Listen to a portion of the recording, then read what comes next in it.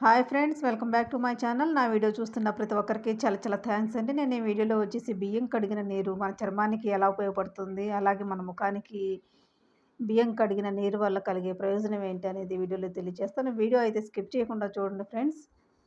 బియ్యం కడిగిన నీరు చర్మానికి అద్భుతమైన సహజ సౌందర్య సాధనం అన్నమాట అండి.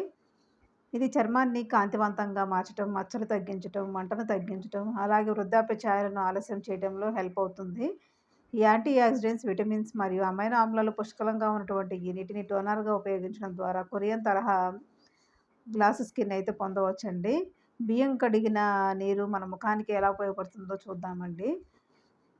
బియ్యం నీటిని క్రమం తప్పకుండా వారానికి 2 సార్లు కానీ లేదా 3 సార్లు కానీ వాడటం వల్ల చర్మంపై నల్ల మచ్చలు తగ్గి చర్మం కాంతివంతంగా మారుతుందండి. అలాగే చర్మాన్ని సున్నితంగా, మృదువుగా మార్చి కొరియన్ తరహా మెరిసే చర్మాన్ని ఇస్తుందండి. అలాగే చర్మంపై వాపు, మంట మరియు మొటిమలు తగ్గించడంలో ఇది హెల్ప్ అవుతుందండి. అలాగే మరొకటి చూద్దామండి. ఇది చర్మ రంధ్రాలను చిన్నగా చేయడానికి మరియు చర్మంపై తేమను ఉంచడానికి సహాయపడుతుందనమాట. చర్మానికి టోనర్‌గా పనిచేసి మృత కణాలను తొలగించి చర్మాన్ని శుభ్రపరుస్తుందండి. దీన్ని ఎలా ఉపయోగించుకోవాలి అంటే, ముఖాన్ని కడుక్కునేటప్పుడు చివరగా బియ్యం కడిగిన నీటిలో అంటే తొలి నీరు గాకుండా రెండోసారి గానీ లేదా మూడోసారి గానీ కడిగిన నీటితో ముఖం కడుక్కోవాలండి.